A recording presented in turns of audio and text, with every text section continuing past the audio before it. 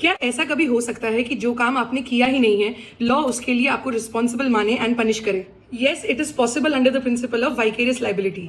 Vicarious liability के under हम किसी थर्ड पर्सन के रॉन्गफुल एक्ट और नेग्लिजेंस की वजह से किसी दूसरे पर्सन को रिस्पॉन्सिबल हेल्ड कर सकते हैं। इसके लिए दो चीजें होना बहुत जरूरी है, that the wrongful act and the negligence must be committed under the course of employment and with in the scope of authority and if the person was acting on his own, तो उस case में हम किसी third person को उसके acts के लिए responsible held नहीं कर सकते। इस प्रिंसिपल के कई एग्जाम्पल्स हैं, जैसे एम्प्लॉयर एम्प्लॉय रिलेशनशिप, पार्टनरशिप या फिर प्रिंसिपल एजेंट रिलेशनशिप। अब एक ईजी से एग्जाम्पल से इस प्रिंसिपल को समझते हैं।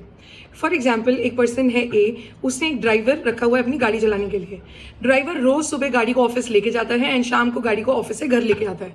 एक दिन ड्राइवर जब ऑफिस जा रहा था तो कार से एक पर्सन का एक्सीडेंट हो गया। तो क्या इस केस में कंपनसेशन ड्राइवर देगा या फिर एम्प्लॉयर देगा? वाइकेरियस लाइबिलिटी के प्रिंसिपल को अप्लाई करते हुए इस केस में कंपनसेशन एम्प्लॉयर देगा, that person A will give the compensation, क्योंकि he is directly responsible for the acts of his employ.